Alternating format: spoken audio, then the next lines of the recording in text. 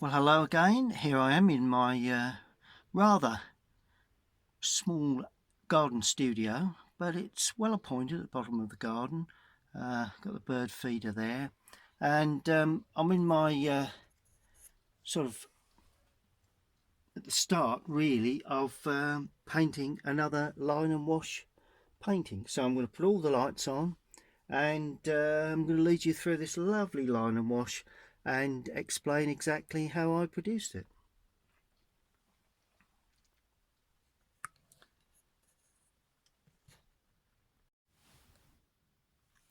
Well, I have all my materials laid out. That's my pot of water. That's all my brushes. Well, some of my brushes, won't need them all. That's a brush I've used just to freshen the colours up. But I find in the winter time, particularly in the studio overnight, it gets rather cool.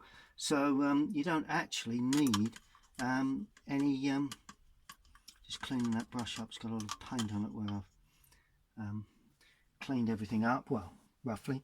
That's my arrangement of colours. It's my mixing side, and the two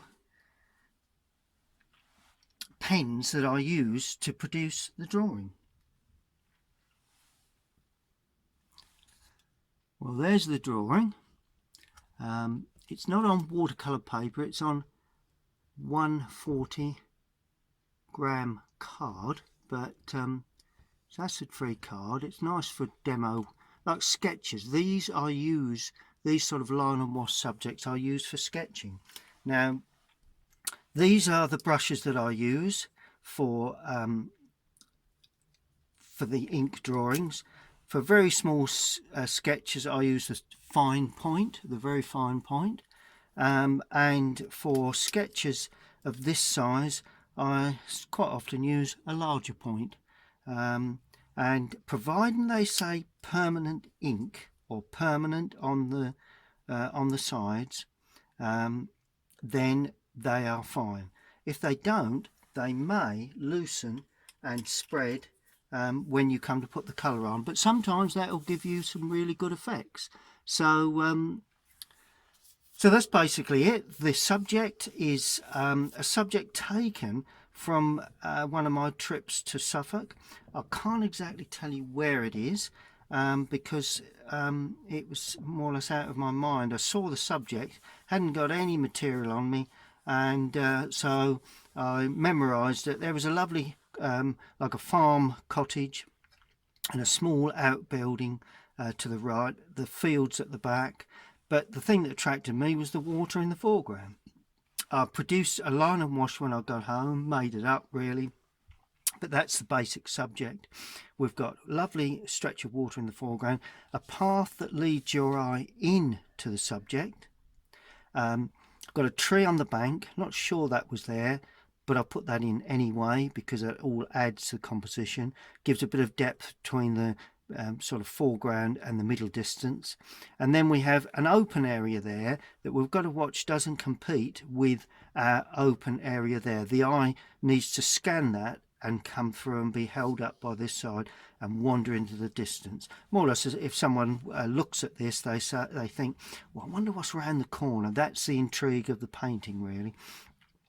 So we've got a distance area there, although that's going to be treated with a bit of colour. Then we've got a lovely dark tree that shows up the left-hand side of the building.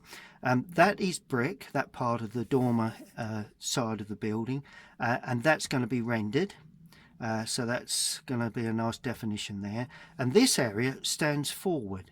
So consequently, with the light coming from the left, it would cast a shadow, and that will be the shadow that tells us that that actually comes forward, because there's no perspective to show that. So two chimney pots, a nice gate post, a bit of fencing, a bit of distance I've put in with a fine tip pen, and a small outbuilding gives an addition to the whole scene, and some trees on the right. So I'm going to lead you through the painting process. Well, as I always do, I'm going to start off with the large brushes. I'm going to use a mop brush. The point is virtually gone now, but never mind. And a number 12 Pro Art Series 100. Series 100 always have the red tip on the end of the handle. Find them quite serviceable, and they seem to work quite well. Sort of quite a lot of synthetic in there, which is obviously a bit more sort of user friendly in many ways. Okay, so because it's not watercolour paper, it doesn't take a lot of water. Just move that around just a touch, purely because it's not built really for very damp washes. So I'm not going to damp the sky. I'm going to go straight in with a wet paint. Would be nice to have some cloud work in the top of the sky, but let's establish I'm thinking this up as I go along, really, but I want to have a bit of fun with it. So let's really establish the blue areas. There we are. Ultramarine blue with a touch of cadmium yellow. Sorry, cadmium red, not yellow. So that's one patch of blue. Have to work really quickly when you do this. And as I've always said, whatever you do to the sky there, particularly if you pass that chimney, it needs to be continued and tapered. So that way you've got perspective in the clouds. Now the clouds are obviously the white areas. Okay, we're going to have a little bit of bluing in the distance. So we've got a little bit of the distant cloud work there. Right, now we need to quickly get in on the undersides of the clouds with ultramarine, and I'm going to use a bit of burnt umber for this, because that is my soft grey areas on the undersides of the clouds. So there's one there, there's one there. There we go.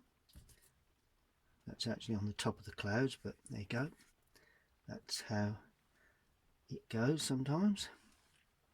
And I'm going to put in a bit of cloud work to the left, and this is going to be, so it's ultramarine and burnt umber. Give me some lovely clouds, sort of greys, warm greys actually. Let's put that bit that side and take that out of picture so we've not got a continuation of that. There we go. It's pretty good. And then on the tops of the clouds I'm going to introduce raw sienna. And just pull that in. Can have some hard edges in places, not bad to have a hard edge there, bit of hard edging there.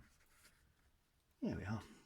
That's quite delightful little cloud shapes, and a little bit in the distance, a bit of greying in the distance there. Just lose that. That looked a bit like a mountain, which we're not having here at the moment. A bit more blue in the underside there, light as I come down. Quite like that, that sort of array of cloud there, so I'm not going to disturb that too much. I think nice to have, you know, the looser you treat your sky, the better, the looser you can treat the rest of the picture, really. So that virtually sums that up, really. Good. Now to create depth, I need raw sienna with the ultramarine. Give me a blue-grey. Enough ultramarine to give it some grey look. Got to remember this is only the first washes, so that may be the finished grey distance. Bring that up a little bit higher there. There we go. Then I'm adding a bit more yellow now, a bit more of the raw sienna to this area there, because although that's grey, that's distance, we don't want it to be too distant. So that way you can see immediately that that looks nearer than that, purely because it's you know, same two colours, more blue in the distance, more yellow in the foreground, or the middle distance there actually. And just so as we don't get too much running, just lifting that off with a slightly damp brush. That'll join up in a second when I put in the and I always like, well, there's just an area there, see that bead of paint? Just going to lift that away, not too much, otherwise you end up with a line, which that might be, but anyway, that's fine. So that's our sky established. Quite an interesting sky, nicely turns down into that sort of distance so it leads your eye in. And now I'm going to put some colour over most of the, well, virtually all of the land that's left. Now I'm starting off with raw sienna, because I want it nice and yellow, but not a rich yellow, not cadmium or anything like that. Touch of that there as well. That's it. Then as I come forward, I'm adding cadmium yellow to that, because that'll give me a more of a foreground sort of green. There we are. That's good. Now we're sort of like around the bank area. Now I'm going to add a little bit of Prussian blue to that, or Windsor blue, phthalo blue, whichever takes your fancy, whichever you have in your box really. And then I'm going to leave the path, and I'm going to leave the water at this stage. What I might do is give an indication of that. So by lifting off, that gives a sense that that path leads to the door. So there's no drawing there, but a slight change of tone. In other words, very, very light against a slightly darker green gives you that effect. Then as we come forward, a bit more cadmium, a bit more of the phthalo blue, Prussian blue, and I'm going to add burnt sienna to that, because that will give me, and try and introduce that a little bit along that edge there so that we're not completely, yeah, and that will give me a slightly more earthy green. Yeah, and a little bit of lemon, cadmium lemon now, going in with the blue, and you'll notice that's slightly even more richer green. Got that nice rich colour. There we are. So that's that. Now before it dries, I'm going to use, let me just lift away a little bit around that path. Now we don't want to get too fussy. That's the thing when a lot of people paint, they tend to get too fussy with minor details. And at the end of the painting, that doesn't make any difference. It's that loose look we're looking for. Now I'm picking burnt sienna with a touch of the Prussian, Windsor blue, phthalo blue, any of those blues, and I'm just stroking that in along the bank edge, not in any, not in a straight line, but just to show a little bit of sort of, I suppose it's like a little bit of earthy area that you get at the edge of a pond or a river. And then the track will be, let's use the burnt sienna for that. There we are, nice fresh colour. Not going right up into that at this stage, into the path there. Right, that's where we come over. Then I'm going to use a bit of my old favourite, alizarin crimson. I love that in foregrounds, and because I've got that there, I'm going to just stroke a bit into the green. It's always nice to have a little bit of brown, or red in this case, into the green, and that pulls that path really forward. You know, that is such a brilliant colour that it really does give a bit of foreground punch to your paintings. So if you have a problem with perspective, mainly it's that tapering. Don't, you know, if that was the same size all the way down, it would look as if that drops away. So a lovely bit of tapering on the bank. And notice how I've kept, because the path goes around the corner, I've not really shown that. Maybe the bank of the grass stands higher than the path. So that's that. Now we leave that to dry. Don't worry if you know, you can actually see lots of blobs of paint. You may get a bit of cauliflower effect, but we have a shadow coming across from another tree out of picture, so we'll do that more near the end. Now I'm going to add some colour to the building. Right, now the colour on the building, well, we've got, that's brick, so our brick colour, let's go with light red. Nice terracotta red, light red. I love light red for brickwork, you know, not distant brickwork, but foreground brickwork. And I'm painting fairly loosely. For those of you that observe buildings, quite often, not if it's slate, but if it's like a pantar roof, then there is a bead of white, or what the builders call it, jointing, that the like cement that the tiles sit on. So that will be left, and that'll be more obvious when we finish the painting. Now as it comes down into the lower part, what I'm going to do, I'm just going to lift off a bit of colour, because I like it light where it hits the ground, hits the path or ground or whatever. There we go, that's good, that's looking good. Didn't really want that to run on there, but there you go. Just loosen that up a little. There we go. And the rendering is going to be cream. My favourite mix for cream is burnt umber with raw sienna. Get a nice cream, can be brownie cream, can be yellow cream.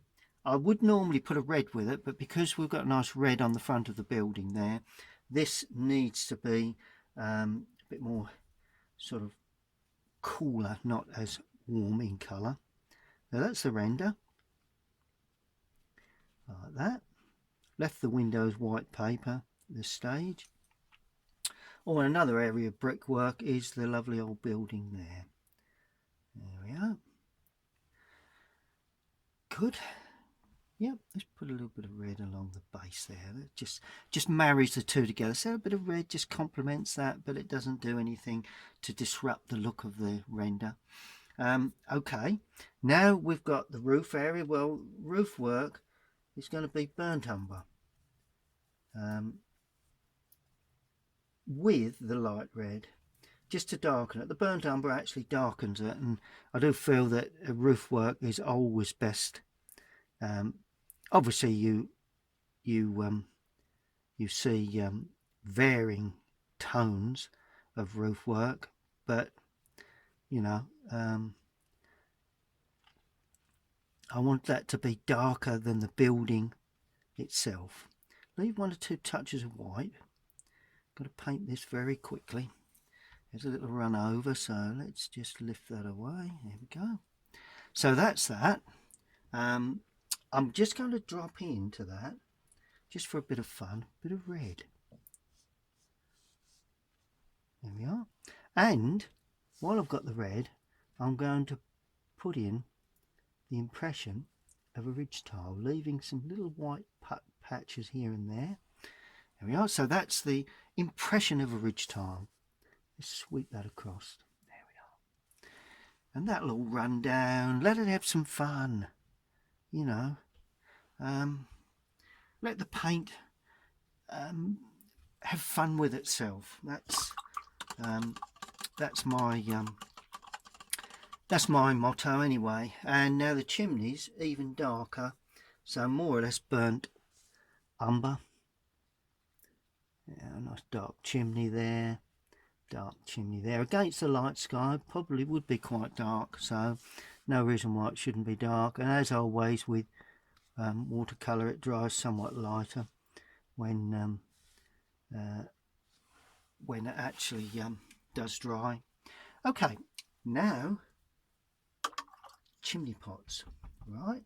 Some can be yellow, and that one, this is going to be the yellow one, raw sienna, and some can be quite terracotta red. Let's make it terracotta red, which with a touch of raw alizarin crimson. And while we've got this sort of reddy colour, let's add that to this lovely old outbuilding, a bit more brown in there, because this will need to be fairly light against that dark tree. It's all about tone as well as colour. And bit of red tile roofing, ridge tiling there. There we go. There we are. That's pretty good. Okay, all I need to do now is to attend to the water. Well, it's a rather miserable day outside, so trying to cheer myself up, really, I suppose, with a lovely fresh looking painting. Now, water, now that is can be and quite a difficult little thing for little subjects for people to paint. Two ways that I treat water: it's either wet into wet or wet onto dry. Now, the simpler way of doing it is wet onto dry. So I'm going to show you the wet onto dry process. The wet into wet I would need to produce the painting onto watercolour paper rather than this thick card. But this is just a sketch. You know, I'm assuming I'm out on site and I'm making a sketch quickly with ink and wash colour. So all you need to do, now you have those colours, I hope you haven't mopped the palette clean as you go, because the key to it is to use a bit of the colour that you've got in your palette. So right, I've got a ready sort of brick colour in my palette, so I'm going to paint that into there. You can either go darker or lighter. Reflections are a leveler of tone. Something dark can appear quite a tone or so lighter. Something light can appear a tone or two darker. But you can certainly have fun with this these colours, and you know, tone. So you know, that's not a strict rule. I'm just going to go a little bit darker. After I said that, I thought, well, perhaps that needs a little bit darker. Notice how I'm painting across. So immediately I'm getting lines to indicate perhaps a bit of movement in the water. Now that the rendering is going to be darker than you can actually see. So it's the burnt umber and raw sienna, but this time it looks quite light on the picture, but I'm making it darker, and that is what happens in a reflection. Now, little patches of white are always useful, particularly around the edges, although don't leave too many around the edges. And then I'm using burnt umber for the roof. Not putting any red in there. And as you come forward, you can leave one or two extra little marks. And of course, don't forget the chimney, like that. This same colour can be used for the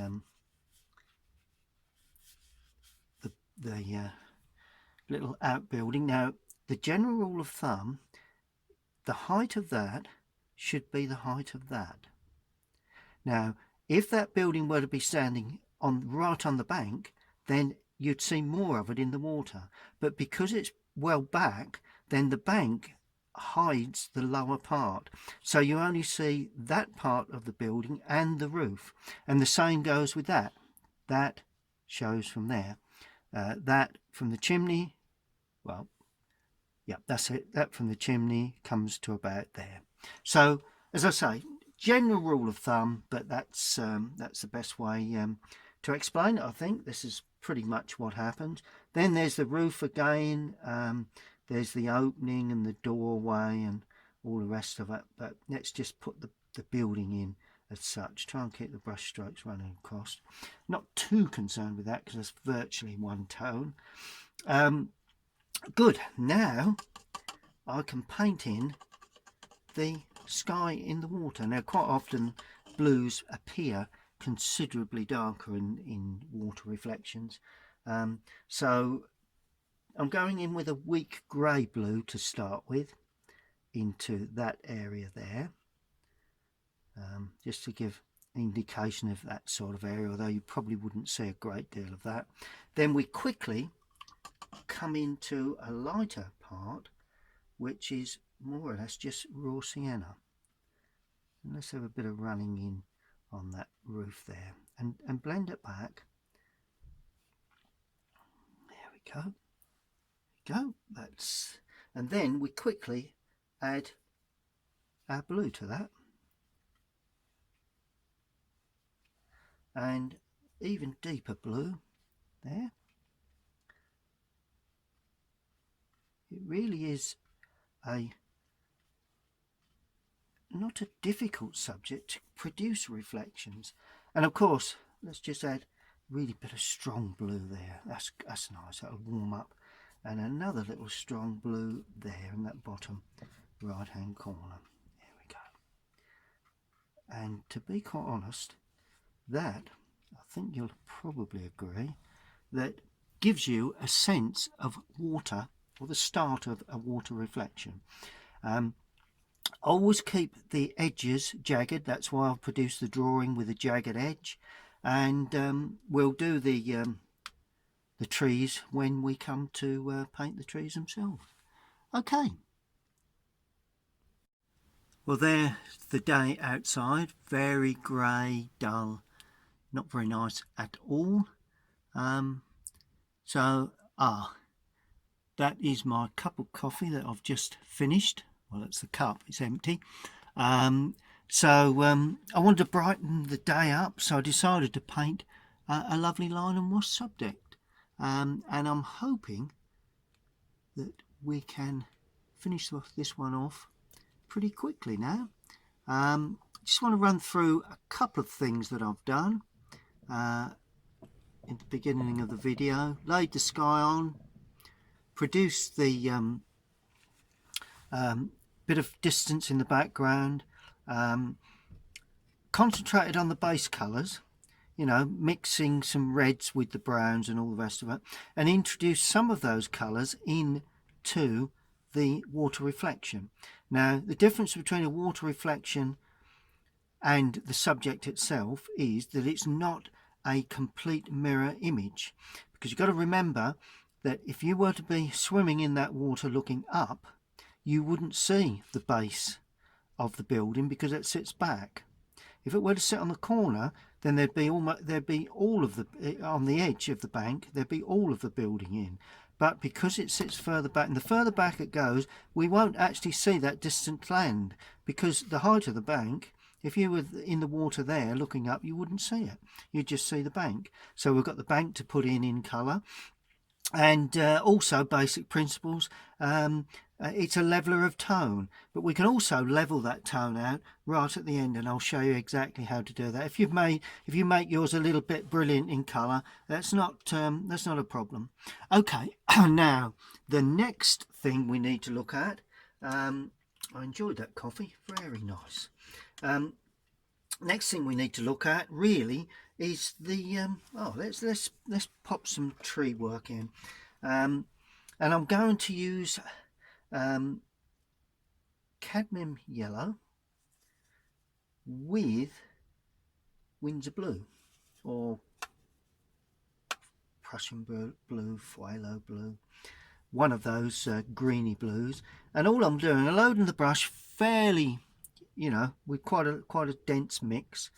And at the top, let's add a little bit more. You know, there's a little bit of red in there as well, because that will give that tree a little bit of sort of warmth, so that the green is not too cool. But as I come down, I'm adding blue, and I'm going to add burnt umber to this. So more of the blue and burnt umber, and that will give me quite a nice dark, rich colour. Got to remember that this is in sunlight, but we need it dark to show up, I would say, the hatching and shading that I've done with the dark colour with the ink will give us that. But I'm creating two here. Notice how I've done that. Then I've gone dark. Then I'm going to clean the brush and I'm going to go light again with more yellow and more water. And all of a sudden you got yourself another shrub, and then dark again, a bit more brown this time just to ring the changes. So you've got yourself two tones within that. You can even go darker at the top there to really show off that if you need to, but don't overwork the colours on line and wash. Well, any watercolour, you don't need to overwork the colours at all. Now I'm going to dry the brush, well, just so the brush is slightly damp. I'm going to give a different feel to this one, and this is going to be slightly different colour, raw sienna. Right, start off with raw sienna. I'm dragging down, there we are, just to give us a different strata of tree. Not really sure what sort of tree, but then again, not really worried much. It's really make a big difference. Going a little darker now, and I'm basically using the lining to produce the dark colour. So I've not actually laid on any dark colour there. So, you know, that just gives a variation in the trees that we've got. And then the one on the right, because because the sun's coming across from the left hand side, we need to make that quite dark. And the way you make that dark is that phthalo blue, Windsor blue, Prussian blue with burnt umber. The dark blue and brown, you could add a red to that, but I'm not going to, will be, you watch how dark this is. Look at that. And to be quite honest, use a side of the brush, just scratch across the paper to show the tops of that clump of greenery. And because we've got lining there, just try and connect them up so that we've got the impression of branches. And just going to leave it at that colour, I think. Bring that down like that. Just go a little bit beyond. Don't follow the lining meticulously. You know, it's nice to go just beyond the edge in places, back in other places. But that is the nice dark rich green. You've got a little bit there. We're going to have shadows in that. Good. So that's the tree work. Now I'm going to turn. So far I've used the mop brush and the number 12 round. Now I'm going to just paint with a slightly smaller brush. What have I got here? Number 8. Well, it's a little bit worn, so you know, the point's gone. But still keep using it. Now I'm going to create a bit of depth. I'm going to put a bit of distant land in, ultramarine and light red, not too much light red, nice bit of ultramarine in there, gives me a cool grey. And we need to paint the distant land like that, cool grey like that. Then as it runs towards the building, just to give it a bit of variation, I'm just adding water and dragging the paint across. There we are. That way you've got the darker area there and the slightly lighter there. Just pulls your eye around the corner. Good. Now there's just the two areas of greenery in the water, and that will be the Windsor blue, Prussian blue, phthalo blue, and the burnt umber. But I'm adding a bit of alizarin to that. That greys it off. That gives it a different feel to the colour of the tree itself. So you've got that lovely sort of greying effect to the greenery. There we are. And notice how I'm painting across, and as you come to the outer edge, break up those lines to give a bit of rippling. That's the technique that will show that it's actually water. And there again, you won't see all of it. May even see a little bit more there. And use the point of the brush. See the way that gives a rippling effect? And I'm using the same colours for this one. You don't see a lot of that one. And just keep it jagged where it meets the building. That should be directly underneath. I think I've pretty much got that right. Just go to there, nice and jagged. If that were to be a dead line, straight line, it would be okay, but to me it doesn't quite give that water effect. Right, a couple of other things we need to do. I'm using Prussian blue or phthalo blue for the windows. Not a great deal of white left there for the windows, but whatever white you do have. And the door, that's going to be another blue, which is ultramarine. And as we head towards the lower part, I think you saw that on my other paintings, that I just make it a little lighter in the lower area.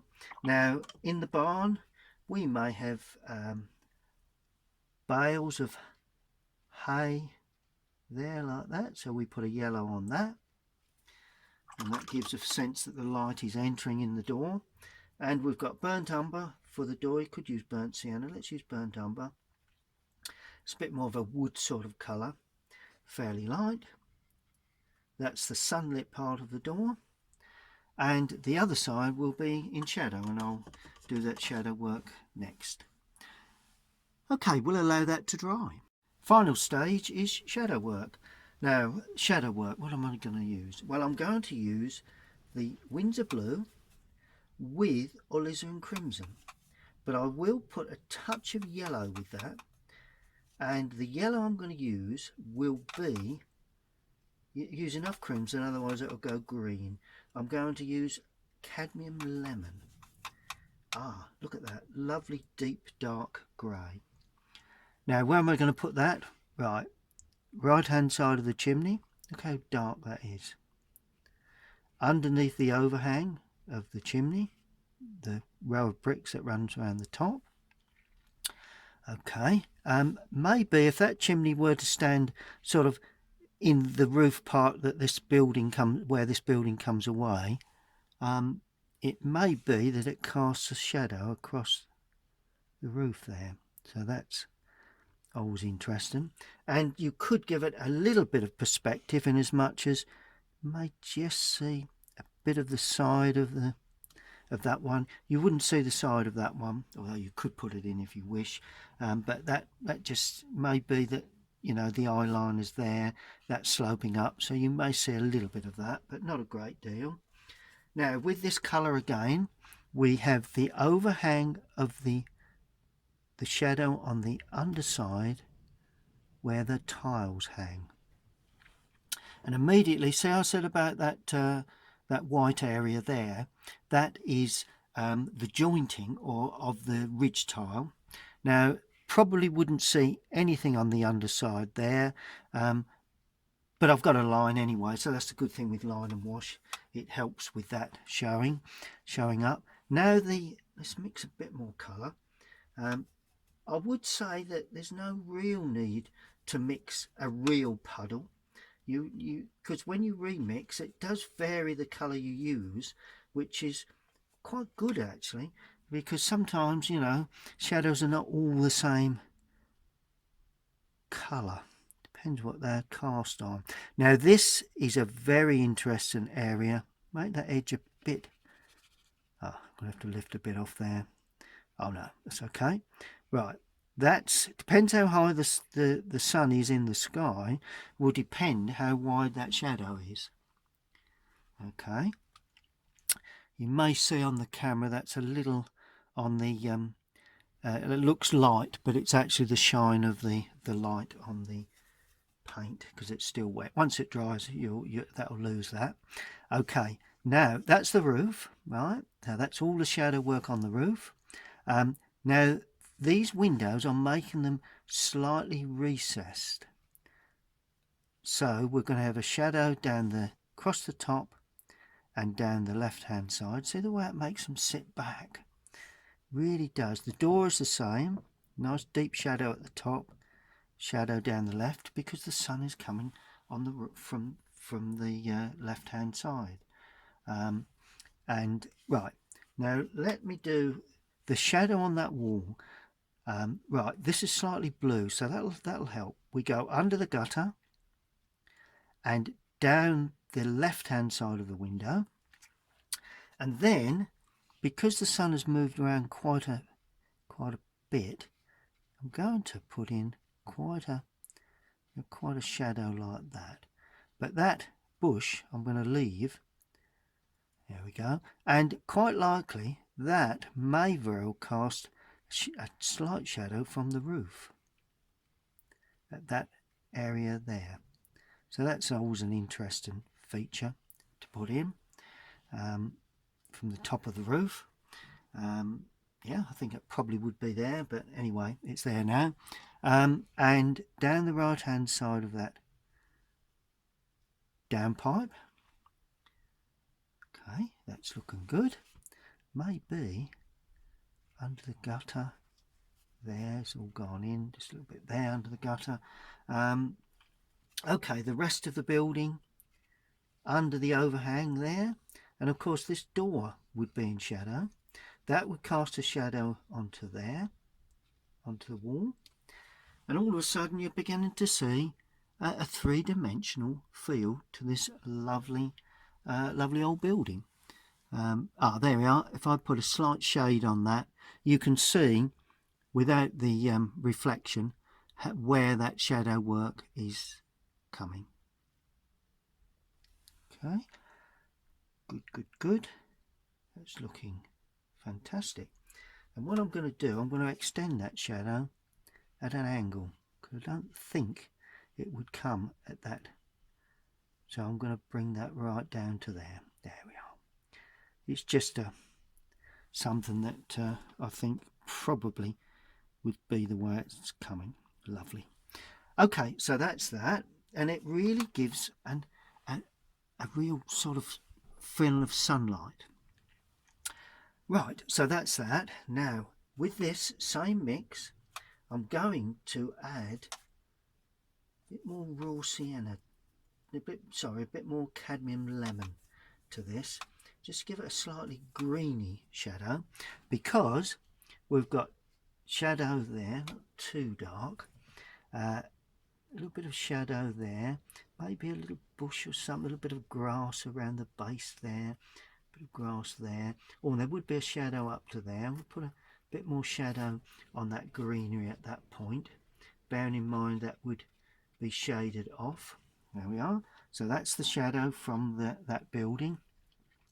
Right, now we'll put some shadow on this little shrub there. We'll indicate that very shortly. There we are, a bit of shadow. I always like to put a bit of something where these, you know, not a line, but some sort of indication that there's grasses standing up into the base of the building.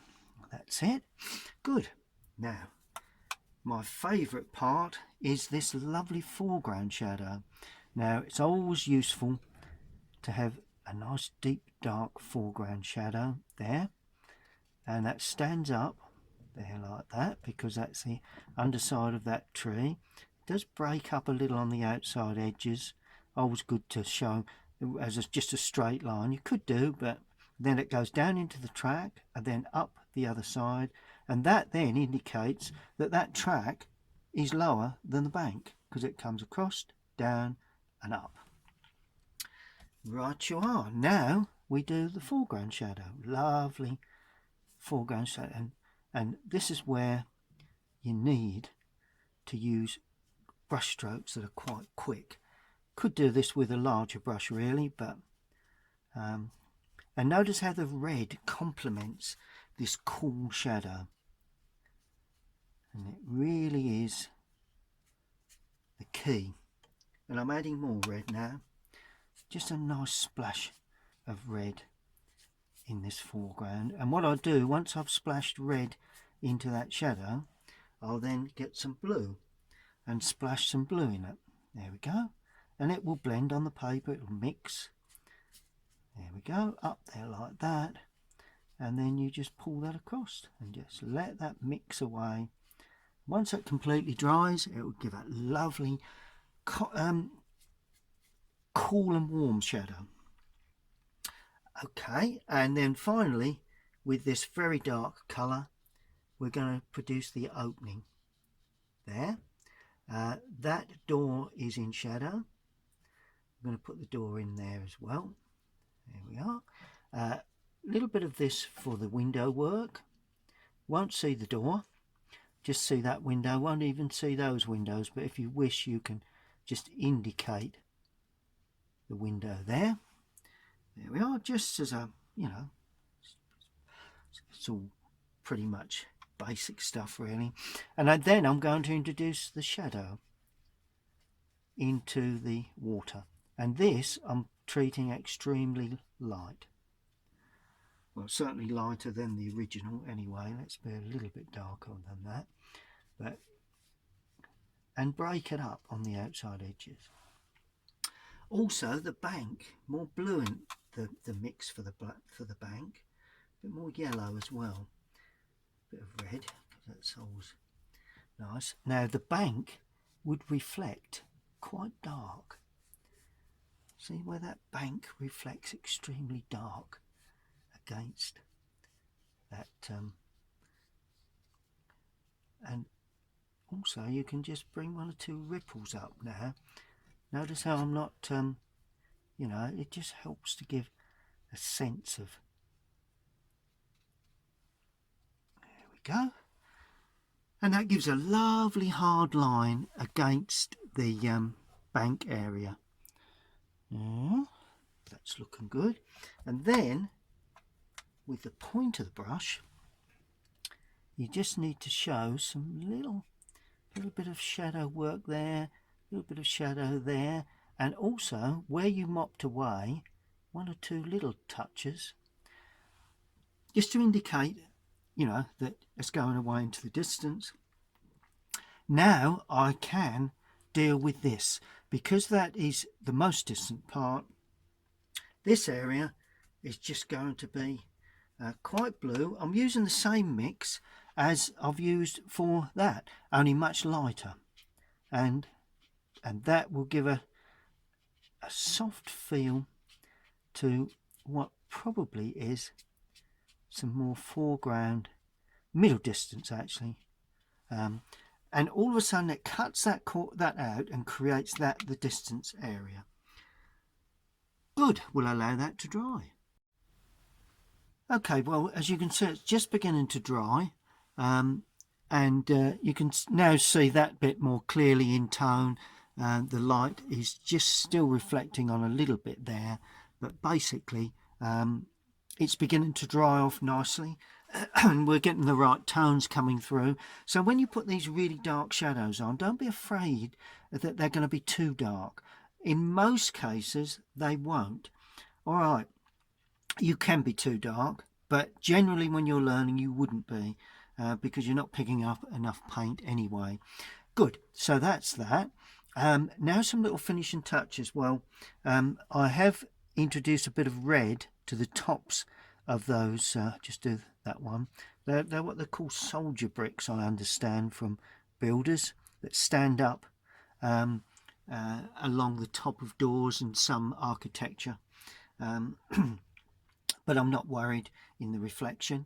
And of course my favourite is a little bit of warm colour like burnt umber, just to give, you know, maybe some little sad grasses in the water coming up in the foreground like that. That all gives a bit of interest, you know, it's all about adding interest. Bit of blue with that going in now, and we're just putting a little bit of indication of a track possibly there where farm machinery have come through. Little bit of dots and dabs here and there, just just to give interest. And if they get a bit heavy, just rub them out with your finger. Don't want too much there, but that was just a little bit just to show there.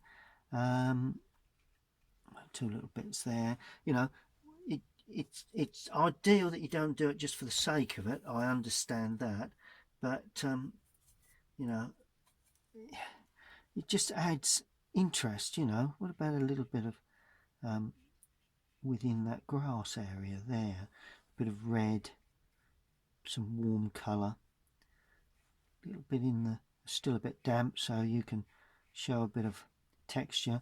And if the brush is not too loaded, sometimes it's a good idea to introduce a bit of sort of perspective into your paths, you know, like that, and that gives the path a bit more life. Gravel effect possibly. It's not quite dry, so it's dragging the paint back, but that also gives depth, because you can bring that round the corner. But of course after that I'm not going to put it anywhere there. Far best to, you know, you can put too much in, you know, it's, some has to be left to the viewer to decide what you know, what it is, you know, where we're going. You know, it gives interest for the viewer if you don't paint everything. If you paint everything, it ends up too photographic. It's not you know, it's not like a spontaneous painting. Then finally, now this is what I quite often say an optional extra, and some artists would say put this on first before you paint your reflections. I tend to do it at the end, because sometimes that type of reflection does indicate a sunny day, but there are occasions when the water is quite dark and you don't want the building in the water to overtake the subject itself. So at the moment it doesn't, I know, but I wanted to just show you this technique so you can make up your mind whether you need it or not. Now I've mixed a very greeny grey, and that is Windsor blue, a little cadmium lemon, and a little alizarin. Now just test it on the outside edge first, so you're not too, and just drag that across like that. Don't push too hard, because you'll lift off the underpainting. And just drag that through, leaving some gaps here and there,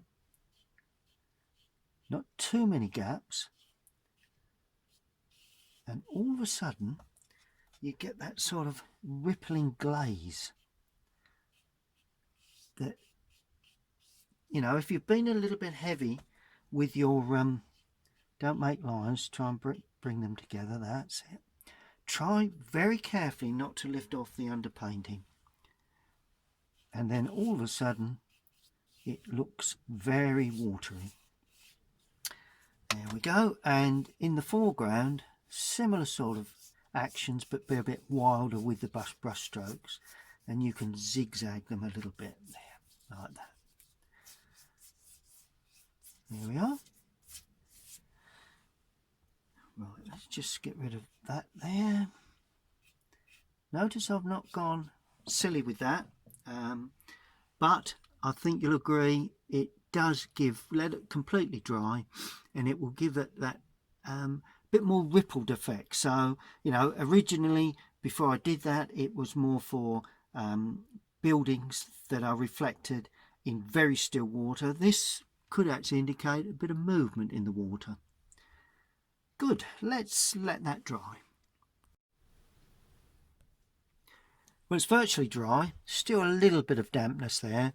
I don't normally use a hairdryer, but you could use a hairdryer to dry it a little bit more quickly, but that'll dry as I finish off.